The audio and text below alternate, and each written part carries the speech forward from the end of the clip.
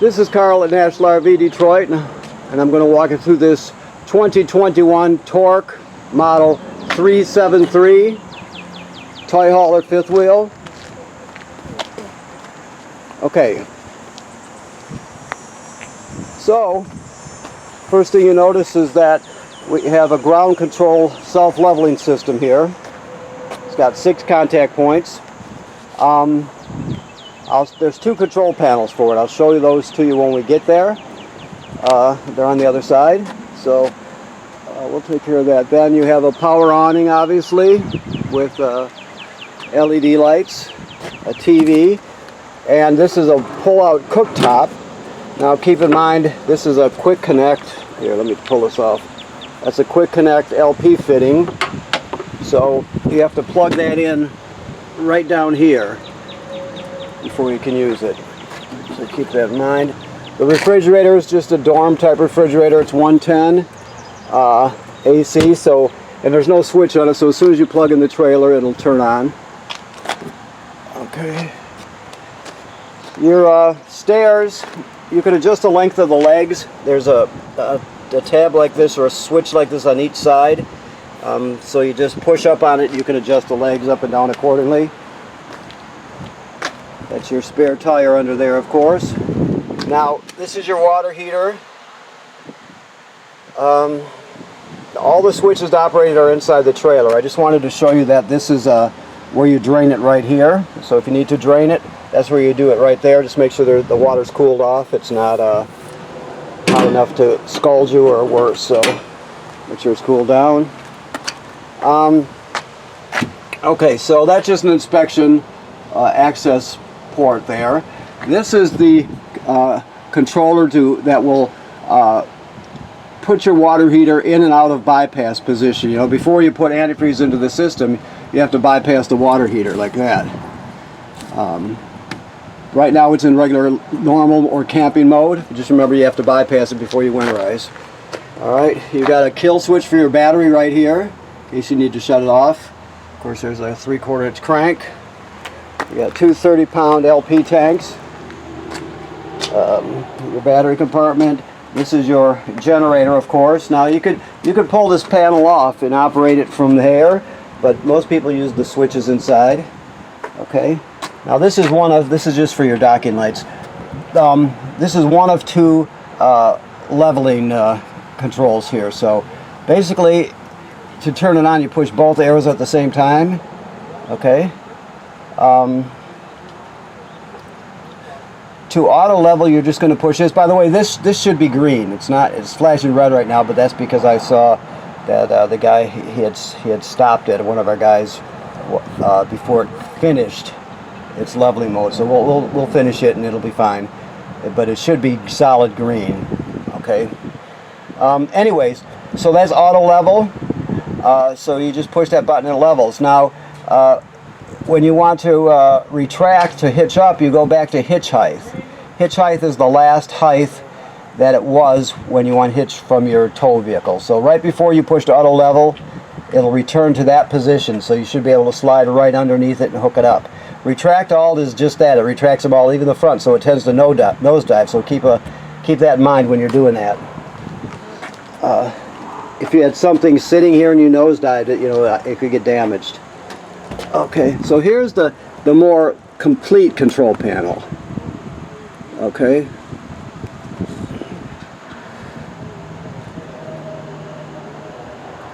Okay, so now let me go over here. And so now it went to solid green, like I told you it would be. I just had to finish or acknowledge that it was what it was telling me. So anytime you need to acknowledge or select something, you push enter. So anyway, this does the same thing, auto level and auto hitch height, right? Now if you want to, you can scroll through auto retract, manual mode. Now manual mode, you can select the front, left, right, or rear jacks, and you can go up and down with them. So you could do those independently if you had to.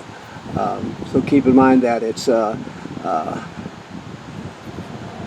does the auto level and the auto hitch height, and then you can tweak it if you need to. Okay. And this is the only function of this one, I believe. Diagnostic. Oops. Let me do this again.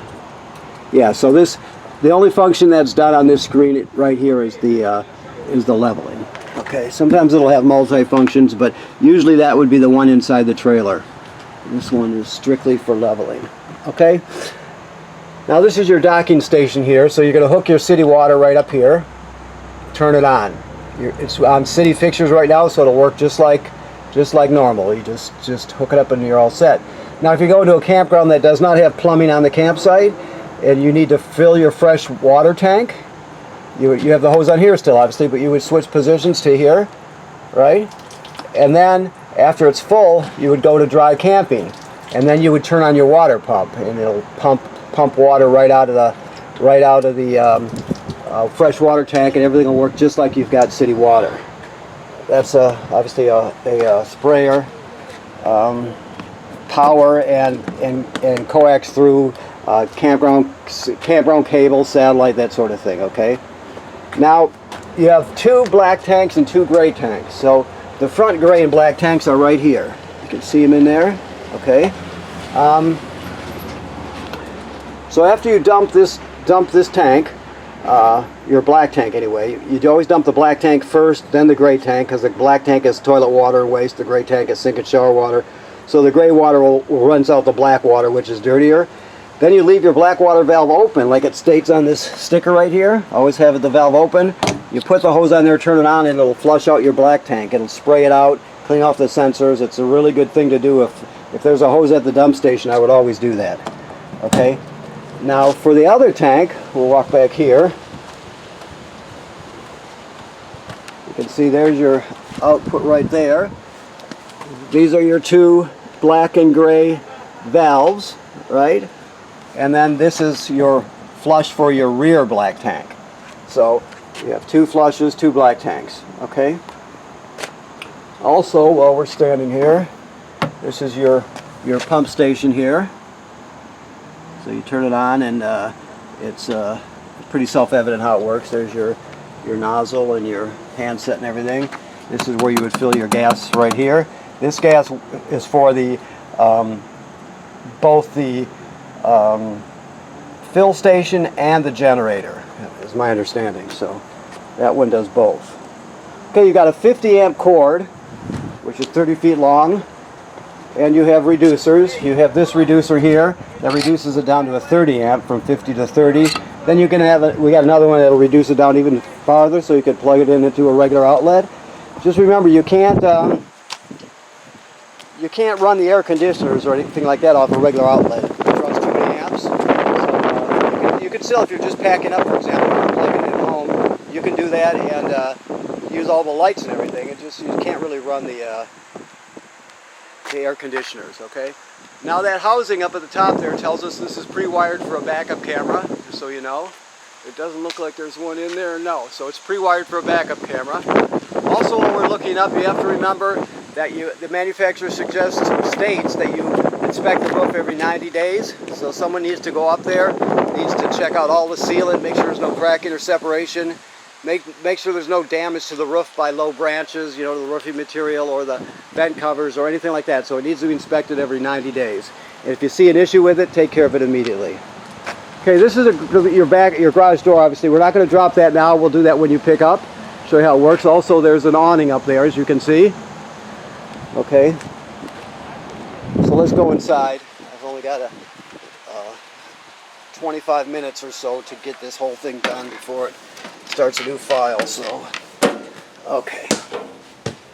Bar stools, of course. Okay, so let's start here.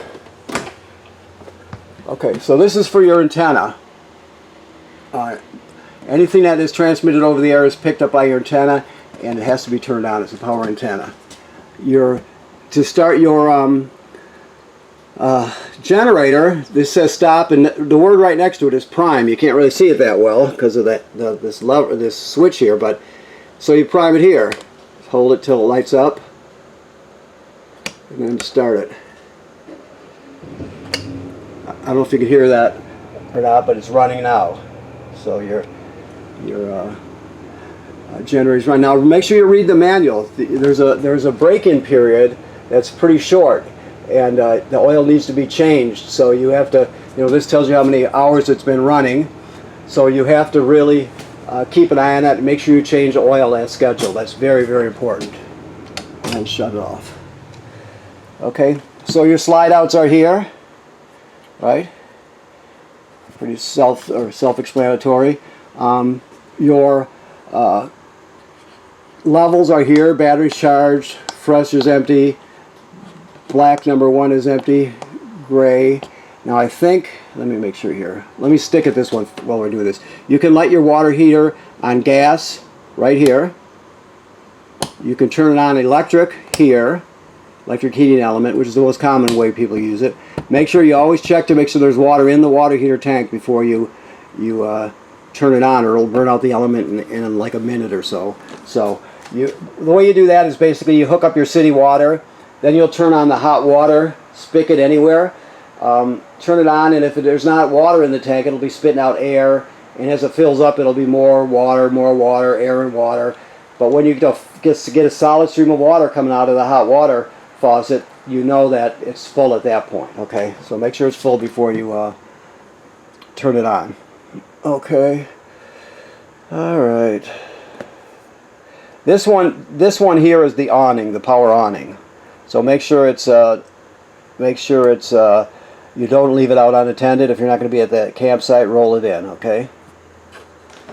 Okay. So there'll be another. Let me look down here. Hold on. Yeah, this one's for the bedroom slide, which is a Schwintek style slide, and then the other ones should be hydraulic. So this controls your other ones here. Just one switch controls them. All right. So let me see here. Theater seating. I still haven't taken the plastic off your refrigerator, but this is a gas absorption refrigerator. So what that means is it runs on 110 AC or on LP gas, right? So let me see here. Okay. Here's your controls here. So that's off, obviously. On. So you wanna choose auto. They call it auto gas, but actually it should be called auto electric, because when you choose it, you can see that little dot came on below the auto. I don't know if you can see it or not, but there's a little green dot there. That's auto. Auto means it always seeks electricity out, 110 AC. So if it can't find it, it'll automatically switch over to gas. Or to put it a better way, if you've gone out exploring for the day and it's a hot day and you leave early in the morning, and an hour after you leave, your campground has a power failure, well, it'll sense that, and it'll automatically switch over to gas and run it on gas, so it'll spoil your food. So auto's the most common way to use it. You can set it to gas, dedicate it, like when you're pulling down the road or whatever, but auto's the most common. And then of course your temperature here, you always want it up at 5. That's all the way up. If it starts to frost up, you can back it off, but 9 times out of 10 you're going to want it up all the way. Okay. All right. Gas absorption refrigerator. So you have a fan here with a power vent. You see the vent going up, then the fan comes on, back down. So it's exhaust fan. Of course, these are lights. Your radio is right here. Now this one, let me get close so I can see what it does here. It has a slot in it, so it looks like it plays discs, I would think. I wish I had my flashlight with me. Yeah, I would say it does. Yeah, it plays discs. And then it has Bluetooth on it, so you can stream wirelessly with your phone or tablet. You can access the USB over here, so you could stream off. You could put all your favorite albums on one USB stick and take them all with you, for example. And then it has AM, FM radio and all the presets and the normal stuff. So, okay. Now, microwave works like any other microwave. It looks to be a convection microwave. He hasn't set it up yet, but all right. Your range. I don't know if he's got the gas turned on right now, but let's see. Your range you spark to light it. You use the one on the right, you turn it clockwise to spark it. So let's see if he's got the gas turned on. Doesn't look like he does. Okay, well if the gas was on, you would just turn it to light, which is right here. Spark it by turning it clockwise, and the burner's light. 3 burners, 3 knobs, of course. Then you got the oven knob, which is all the way to this side, and that's a little different. Down at the bottom, all the way to the back, you've got a pilot light. I can spark this. Sometimes you can see it, but what you're going to do is you're going to just turn it to the picture of the flame, which means pilot in this case, and depress it. You keep it depressed during the whole lighting procedure. Then with the other hand, you're going to spark this by turning it clockwise until the pilot light down here lights. After it lights, you hold this for another 10 seconds or so to heat it up, go to operating temperature. But when you shut it off, obviously the flame goes out, but so does the pilot light. So you have to relight it each time you use the oven. Alrighty, let's see what else we have. This device down here is your carbon monoxide LP gas detector. So if it detects carbon monoxide or LP gas buildoff, it'll go off. And if that happens, you take everybody outside, leave the door open, shut the gas off at the front and figure out what's going on. Also, if it beeps very slowly, it's telling you your battery's low. I'll put it through the self-test so you can hear it here. LP is good, coming up carbon monoxide. Good, and then of course LP or low battery alarm. And then back to green. It should always be green. So it does 3 things: carbon monoxide, LP, and low battery. All right. Okay, so this is your power converter here. You got fuses down here, or circuit breakers on this side, fuses here. What it does is it converts AC to DC power. So it takes 110 AC. You've got regular household circuits, breakers like you'd see at home, and they're all labeled. Then it converts the rest of the power to 12 volt DC, and you have regular 12 volt fuses, right? And also, if you're plugged in, this will sense how much energy your battery up front needs, and it'll always keep your battery charged as long as you're plugged in. Okay, so again, AC to DC power plus charges the battery. Alright, so which way should I go here? Let's see. Let's go up this way. I gotta pick up the pace here. Okay, so bedroom has a separate thermostat. You just hit the mode button to scroll through everything. That's all there is to it. When you get to off, right there it goes off. But it works like any other thermostat. You're pre-plumbed and wired for a washer-dryer combo right here. So you can always add that. There's your wardrobe there. You're also pre-wired for television, I'm sure, somewhere here. I have to look, but oh yeah, it's actually way over here. So there's the green light tells us that the digital antenna is on, and you would hook your coax right up there and plug it in there. Seems a bit unusual. Oh yeah.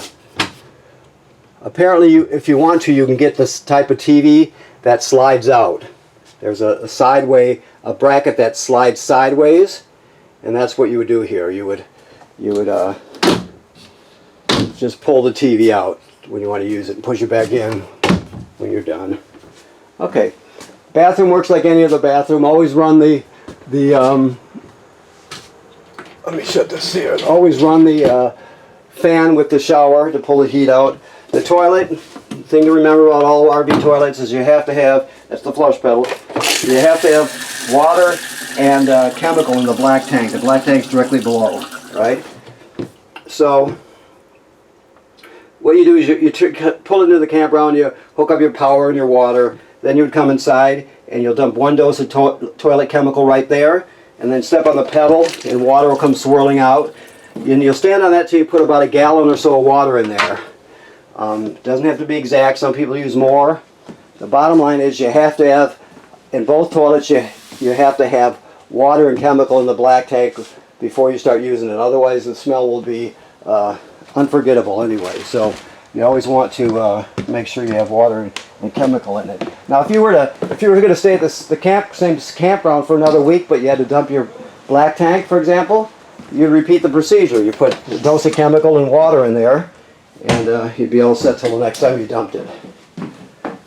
so this is a half bath here. Find some lights here somewhere. Here we go. So this is what the second black tank is for. Same type of toilet and sink. And this is where your levels are right here.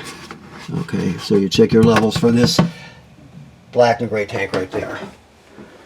You have a stairway that goes off the back of your deck, of course. You've got a railing. You have the lift system for your seating and the top bunk. We'll show you that when you pick up, and they'll be, I'm looking for the switches right now. Oh, up here. Those are all up here, and the back awning. So we'll go over that with you, okay? And I think that about covers everything. Let me look around. Yep, it looks good. So, okay, first I want to thank you for buying your trailer here at National RV Detroit. And as always, make sure you inspect your roof every 90 days. That's very important. You always want to check all the sealant from the factory. Any place you see sealant from the factory, you want to make sure it's good and tight. If it needs to be touched up, don't go to the hardware store and get hardware caulk. Go to an RV place and get the proper products. Just tell them what you're doing and they'll give you the right stuff. It's only a couple bucks more for a caulk tube, and it is superior to regular silicone. So, okay, thank you.